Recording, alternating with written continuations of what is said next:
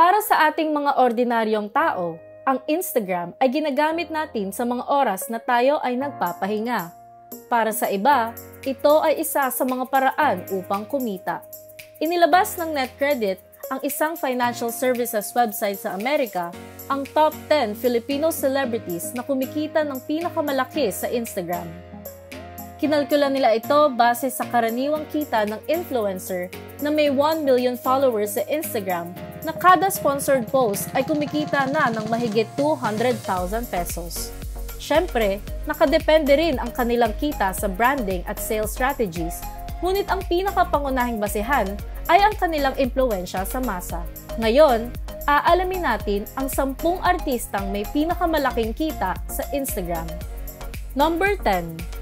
Marian Rivera. Si Marian Rivera ay kasalukuyang 39 na taong gulang.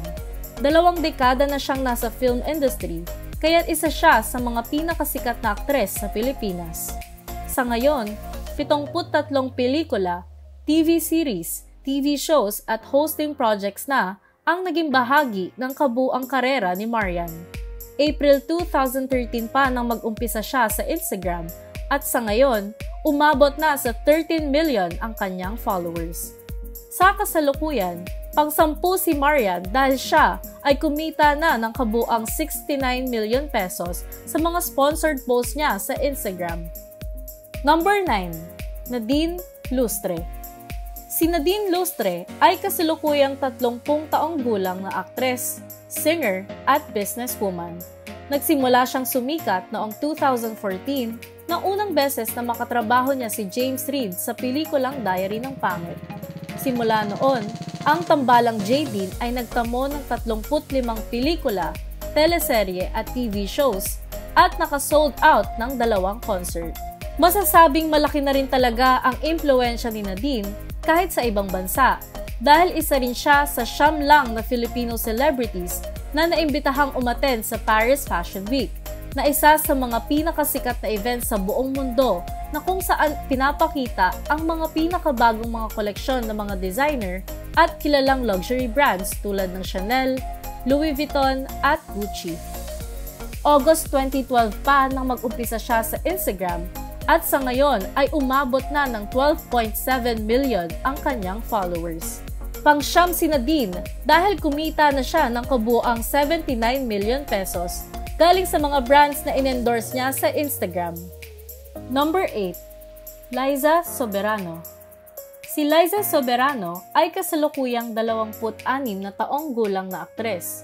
Nagsimula siyang sumikat noong 2013 nang maging parte siya ng pelikulang Must Be Love, kung saan bida ang pinakasikat na showbiz couple noon na sina Daniel Padilla at Catherine Bernardo. Matapos nun, ay pinagbidahan niya ang teleseryeng Forevermore kasama si Enrique Hill at doon na sila nagsimulang maging popular bilang showbiz couple. Sa ngayon, 25 pelikula at teleserye na ang naging bahagi ng kabuuang karera ni Liza Soberano sa Pilipinas. Ang impluwensya niya ay umabot pa sa Hollywood dahil nitong February 2024 lang, pinalabas ang kauna-unahang Hollywood film ni Liza Soberano na may pamagat na Lisa Frankenstein.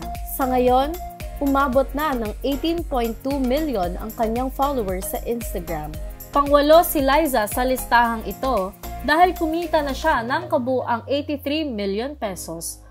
Number 7. Catriona Gray. Si Catriona Gray ay kasalukuyang 30 taong gulang na kilala sa buong mundo na nanalo ng Miss Universe 2018. At pang-apat na Filipino contestant na nanalo ng Miss Universe title. Simula noon, naging sunod-sunod na ang kanyang mga proyekto. Nag-release siya ng 5 kanta at naging guest at host ng kabuuang 47 palabas sa telebisyon. Patuloy naman siyang sumikat dahil kahit ilang taon na ang makalipas nang manalo siya bilang Miss Universe, hindi niya tinigilan na mag-advocate sa women's rights na naging malaking impluwensya sa mga kababaihan sa Pilipinas. Sa ngayon ay umabot na ng 13.9 million ang kanyang followers sa Instagram at pang-7 si Catriona sa listahang ito dahil kumita na siya ng kabuuang 95 million pesos mula sa sponsored post niya sa Instagram. Number 6. Kim Chiu. Si Kim Chiu ay kasalukuyang 33 taong gulang na aktres sa Pilipinas. Nagsimula siyang sumikat nang manalo siya sa first teen edition ng Pinoy Big Brother. 18 taon na ang nakalipas. Simula noon, 75 pelikula at teleserye na ang naging bahagi ng kabuuang karera ni Kim Chiu at nag-endorse na rin siya ng mahigit 50 brands. Umabot na ng 12.2 million ang kanyang followers at pang-anim si Kim Chiu sa pinakamayamang artista sa Instagram dahil kumita na siya ng kabuuang 101 million pesos mula sa sponsored post niya rito. Number 5. Andrea Brillantes. Si Andrea Brillantes ay kasalukuyang 21 taong gulang na aktres sa Pilipinas. Nagsimula siya sa Going Bulilit bilang child actress, ngunit nakilala bilang Marga Mondragon sa teleseryeng Annalisa noong siya ay 14 na taong gulang lang. Simula nang magtrabaho si Andrea bilang aktres, 7 taon lang ang nakalipas, 43 pelikula at teleserye na ang naging bahagi ng kanyang karera. Masasabing malaki talaga ang impluwensya ni Andrea sa Pilipinong masa dahil siya rin ang number 1 most followed Filipino celebrity sa TikTok. Sa ngayon, mayroon na siyang 14 million followers sa Instagram at panglima siya sa pinakamayamang artista sa app na ito dahil kumita na siya ng kabuuang 122 million pesos. Number 4. Heart Evangelista. Si Heart Evangelista ay kasalukuyang 39 na taong gulang na nakilala bilang aktres. Nakilala man siya sa mga pinagbidahan niyang mga pelikula, malaki rin talaga ang naging pangalan niya sa fashion industry. Kamakailan lang, nagkaroon siya ng malaking impluwensya sa fashion dahil sa pagsuot nito ng mga kilala at mamahaling mga damit, accessories at bags. Naimbita sa mga fashion week kung saan siya ay nagdadala ng milyon-milyong dolyar sa bawat dalo niya sa mga ito. Sa Paris Haute Couture Week noong nakaraang taon, nanguna si Heart sa mga Asia-Pacific celebrities na may pinakamalaking impluwensya at ayon sa reports ay nagdala si Heart ng 74 million pesos sa event. Talagang malaki na ang impluwensya ni Heart sa fashion industry dahil binansagan siyang Asia's most influential ng Tatler Asia magazine noong 2022.